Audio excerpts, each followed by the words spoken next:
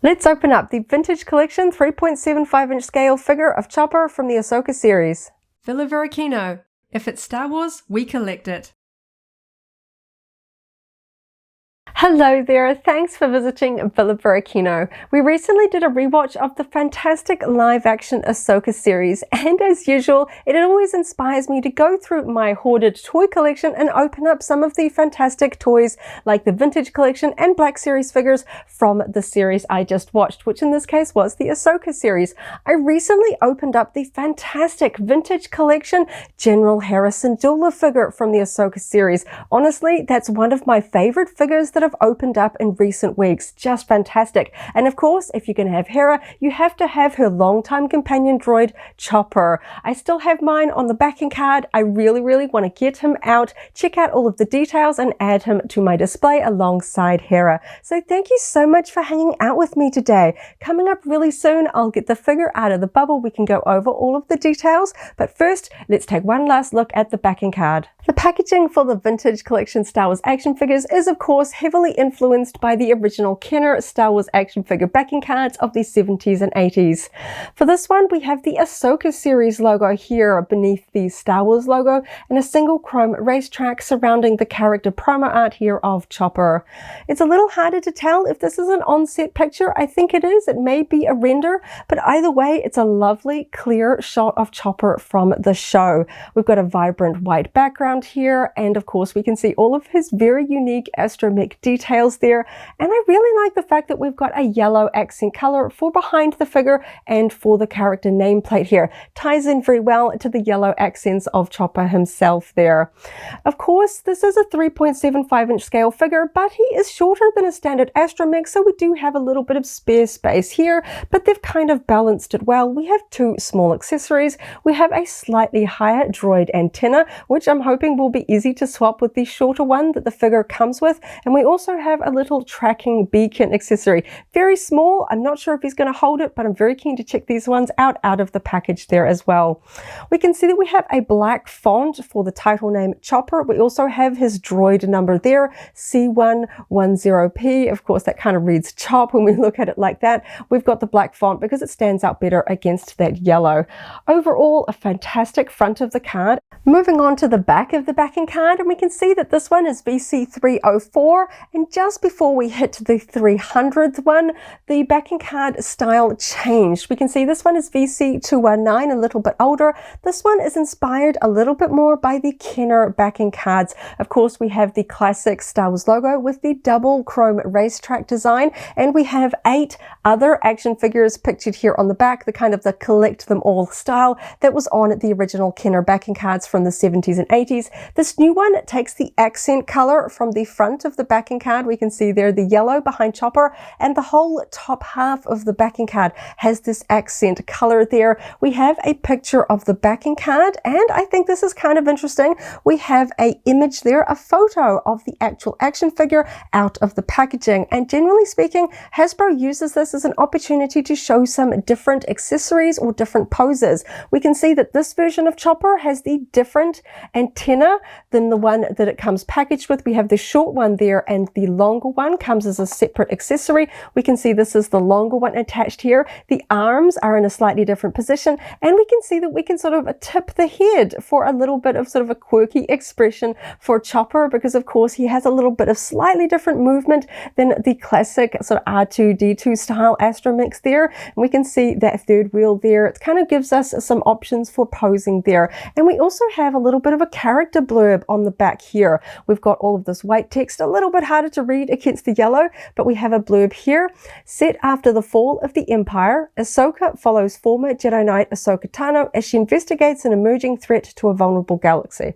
So I guess to try and avoid spoilers, we've got a high-level blurb about the show rather than the character, even though we know a Chopper. I'm kind of surprised that they have this, but I do think that this was fairly standard for a lot of the Ahsoka series merchandise. They were sort of talking about the show rather than the characters. is, and that is repeated there in a few different languages. And of course, as usual, even compared to this one, we have the bottom half of the backing card just being barcode, copyright, toy warnings, all of that kind of stuff. I do kind of wish this was smaller and a little bit more condensed so we could have more cool sort of Star Wars toy pictures and things like that, but I understand modern toy regulation does have its stipulations. Either way, I think this is a fantastic backing card, and you can see I did keep it in its packaging for a little bit longer. This one came out just a little while ago. I like to sort of enjoy carded figures, even though I know eventually I'm going to be opening them, so I think I'm finally ready to open this one up. Now I have Chopper out of the packaging and those two tiny accessories as well, so let's dive in and check out all of the details.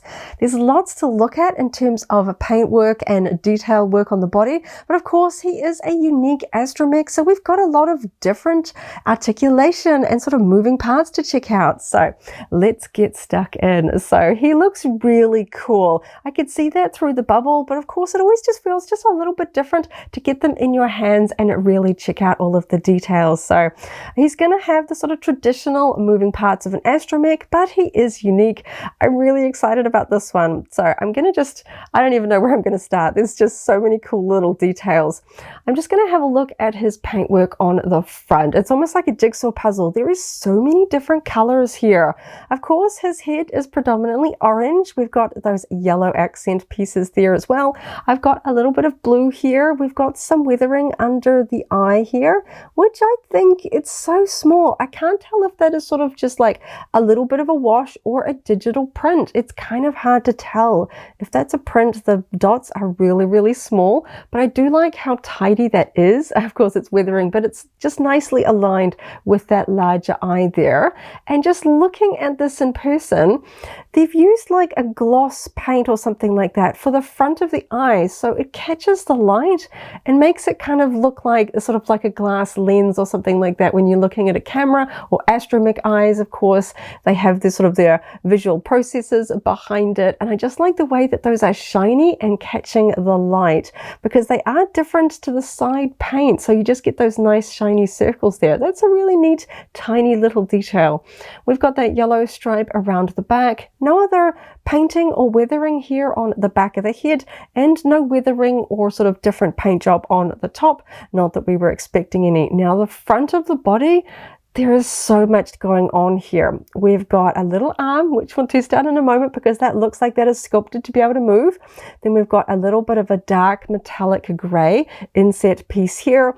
We've got yellow, this fantastic metallic bronze here on the front that's really shining in the light. That's really cool.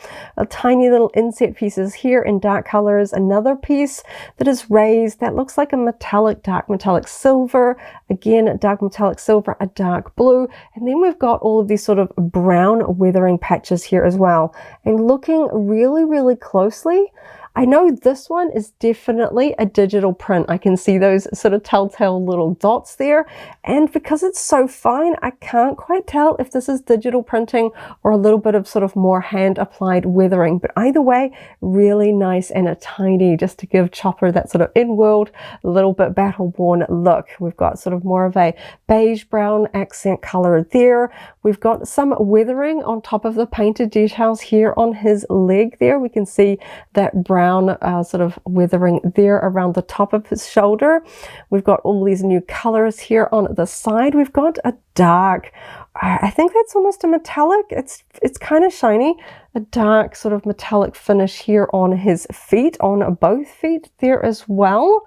We can see we've got more weathering here. We've got the tubing here, all the paintwork on the front. We've got little silver details, little red details, so much here. Of course, he's a little bit plainer on the back. Of course, he was originally designed for Rebels, which has a more simple animation style. So I think it was just easier for them to not to add too many details on the back here. Of course, this is the live action version, but they're not going to go and just sort of add random details just to make him look a little bit more detailed. We've got orange and some gray details here. Some of them look like they're inset. It's a little bit hard to tell if that's an inset piece. This feels like that's sculpted and painted. I know the ones on the front, these definitely look like pieces that have been inserted into it. So you get a really nice sort of depth and texture to all of his details. It kind of reminds me of, like, say, a standard astromech that sort of lost some of their coverings. You know, they don't have their little sort of pieces, the little doors there covering up all of those extra sort of details there. It's kind of really fun. So just fantastic details. We've even got the little tubes on the back of the feet. Interesting to see that while we do have a rolling third leg here in the middle, that wheel spins quite nicely, there are no wheels on the underside of his main 2 feet there. Some of the other sort of standard astromechs have little tiny wheels. It's interesting that Chopper doesn't, so he's not really going to roll. I know the vintage collection is probably more targeted towards collectors, so being able to roll him around on a desk is probably not too important for the average collector that's going to be buying this, but that's just kind of interesting that we have a fully functioning sort of middle wheel and then nothing there on his other feet. Really interesting. That's just flat plastic there. So let's start going over what can move and what is fixed. So I'm going to start with his arms because he uses them a lot to gesture and sort of do expressions, and you know, it's just sort of interesting because not as many astromechs, I know they have sort of grabbing arms and things like that, but not from the head, not quite in the same way, and it is so much a part of Chopper's expressions and personality. So they can articulate around from the central point. They do look like they are fixed in the join. It looks like the head is kind of have this sort of seaming down this center seam, and it feels like they're not really supposed to be taken out. So I'm not going to pull them out in case they don't really go back in. But yes, they can move around. I can pivot them. They get to about here, and then I'm kind of getting a little bit of resistance, just a little bit, but I can point them all the way down. Of course, we're going to hit the legs, so they're not going to do a full 360, but I do like the way that I can just do a little bit of different movement there. We've got slightly different grabbing arms. This one is open. This one is a little more tightly closed. I'm hoping this one is going to be the one that perhaps might hold on to that tracking beacon, a tiny little accessory. I'm hoping that that's going to fit in there so we can hold it like he's about to throw it. And we do have this antenna. I'm not going to swap it with the other one. Wow, that came out nice. Not too hard. We can see that we have just that little short little peg there, and that just popped in there really nicely. I don't like it when they're hard to swap accessories. That was nice and easy, so I'm glad about that. So the picture of the Chopper figure on the back of the backing card showed the head tilted to the side, which is something that, you know, you obviously can't see when it's in its bubble. So let's test that out. Okay, I can see. Yeah, wow. I can move that around. That's really fun. It's a little bit different for an astromech, isn't it? Because usually we just get that sort of rotation. So I can rotate the head. There's kind of clicking points where it's sort of hitting and then it wants to find those stop points. So I can move the head around. It's not sort of like a free spin, but then we can also sort of roll it a little bit backwards and forwards. You can see how far back I can get that. We can come all the way forward. The head does come further forward than the body, and we can see the way that it looks like there in the back. That's really fun. You can get some quite strong tipping there, and you can get it to the side so it looks a little quirky. That's really fun. Oh, that's so cool. I love that. And of course you can straighten it out pretty nicely. It doesn't sort of look too wonky now that I've moved that around. And of course astromechs have moving legs. Yeah, that's nice and tight, not too tight, but I can move them. Of course he can rock it around so we can put his legs. He doesn't come with any kind of flame effects or anything like that. So I'm probably not going to try and do him in sort of a flying pose or anything like that, but we can move his legs around. And of course, astromechs generally have a little bit of articulation here at the ankles. So if I move this to the side so we can get a better view, that's actually a lot of movement there for an astromech ankle. I can really rock that. And you can see that this hose there, that sort of tubing, is moving with it. It's not affecting how much I can move it. Really, really nice. And that's going to be the same on the other side, I suspect. Yep. Rocking ankles, very nice. Nice movement there with the legs.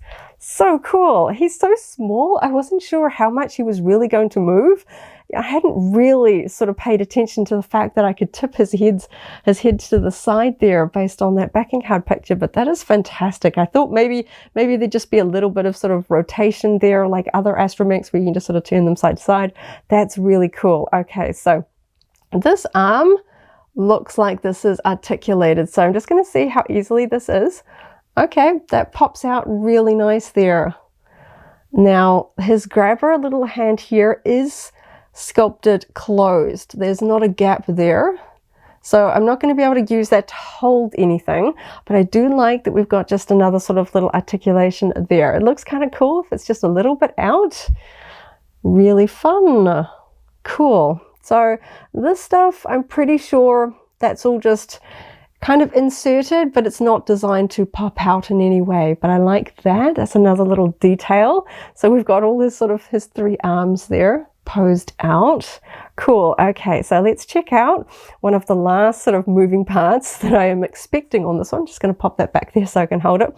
The wheel on the underside. So you can see it spins there, but most astromechs can go into a full two-legged mode. So let's see. Yep. So I feel like the wheel is very loosely attached. It kind of came half out because there's a little bit of flex here, but I can pull that fully out. We can see that it has a few sort of those little ridges, those little stopper points when I'm inserting that in there.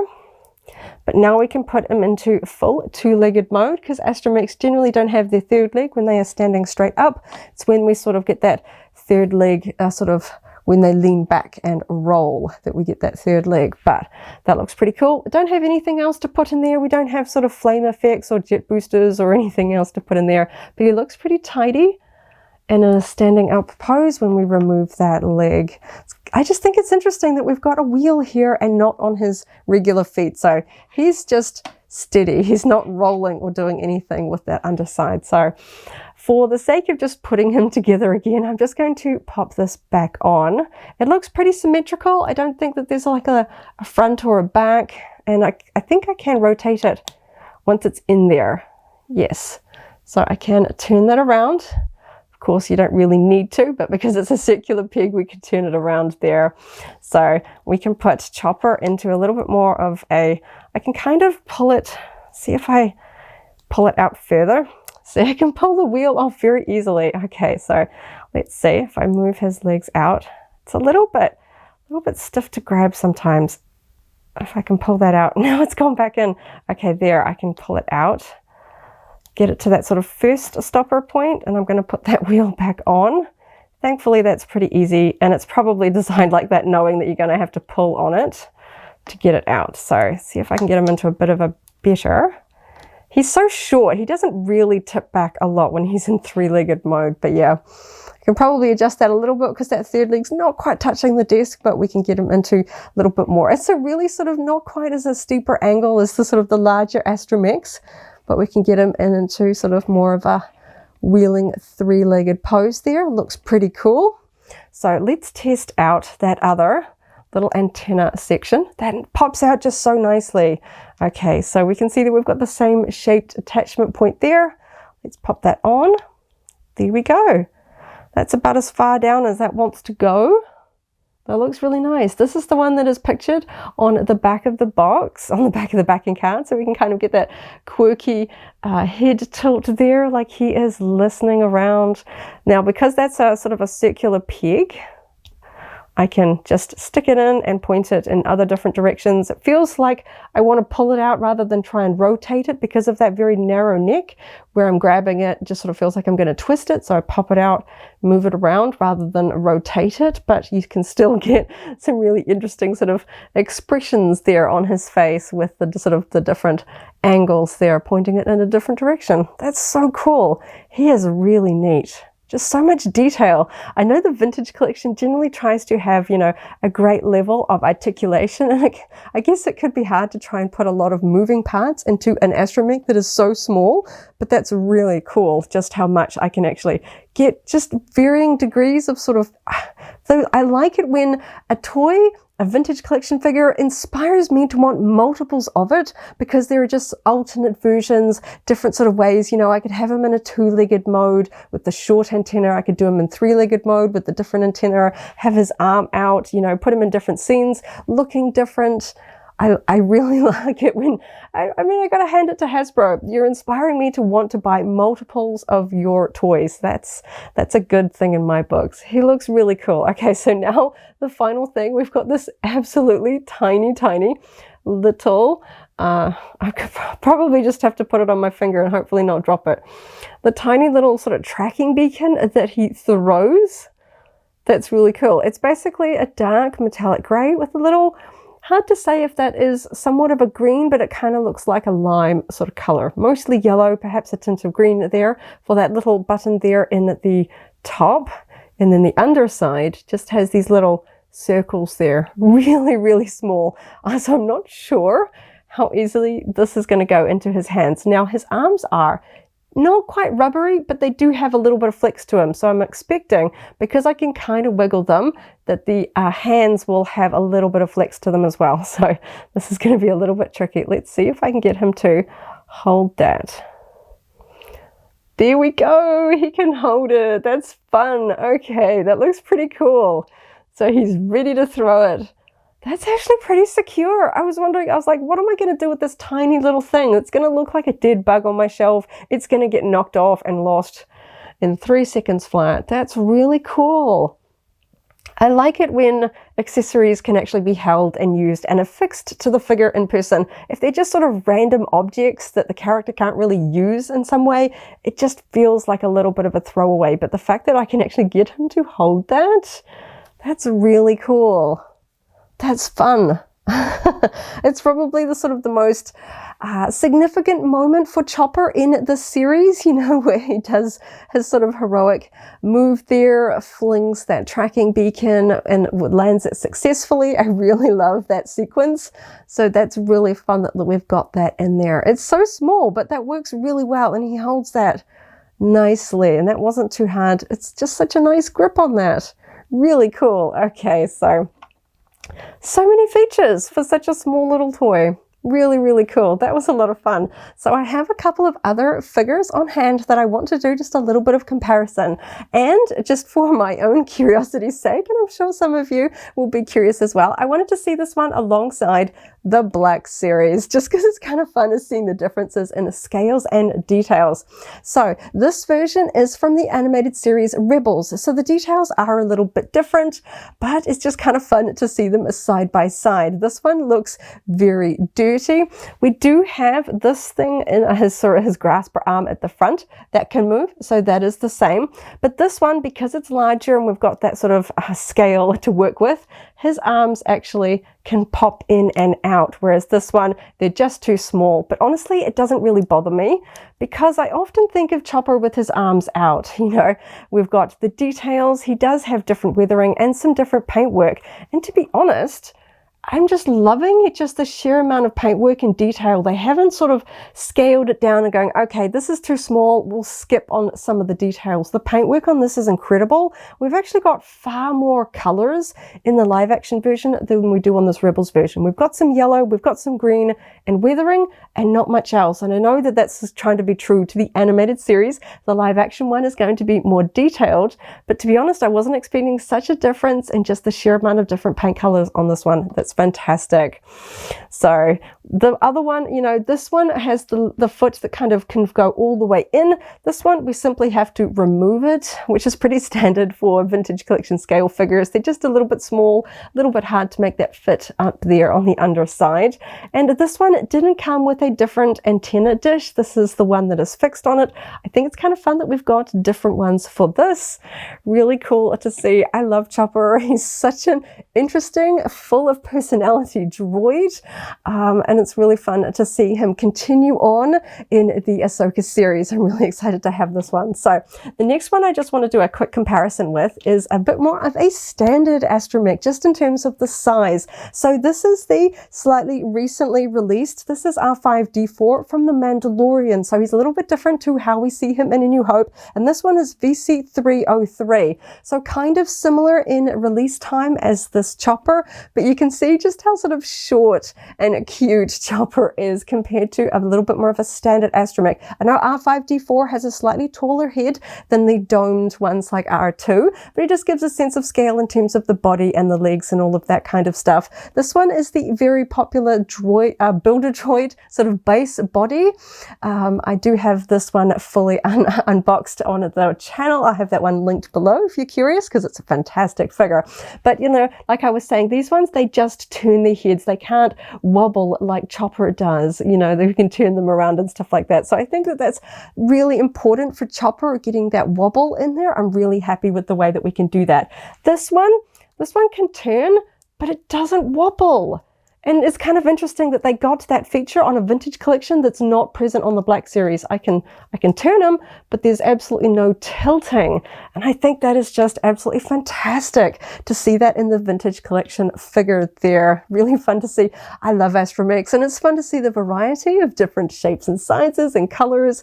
I think they look really cool together. Of course, we don't actually see these ones side by side, but of course, it wouldn't be Chopper without Hera. So this is the fantastic VC300 General Hera Syndulla from the Ahsoka series. So these two are from the same show. They are designed to go together, and they just look absolutely fantastic. This one has got to be one of my favorite vintage collection figures that I have opened up in recent weeks.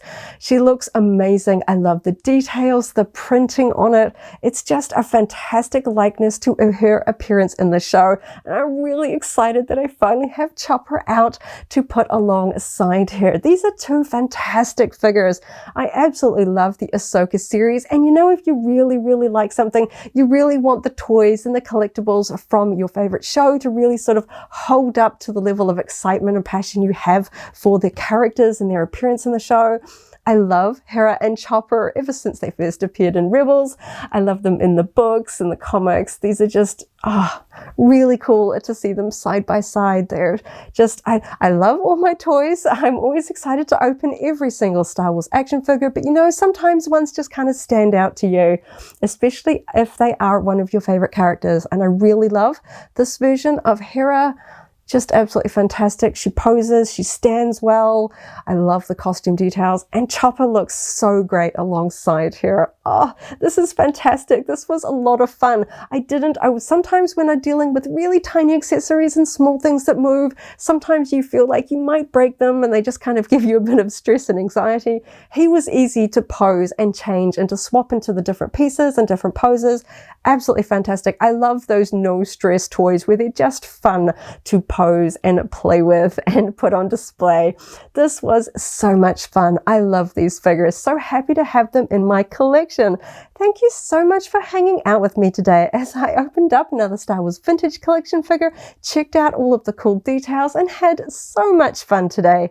I hope you have a wonderful morning, afternoon, or evening, wherever you are in the galaxy, and let's hang out again very soon for more Star Wars fun. May the Force be with you. If you're a vintage collection fan, I've also opened up the Professor Hu Yang figure. That video is linked here in case you haven't already seen it, as well as a whole vintage collection playlist. This is the way.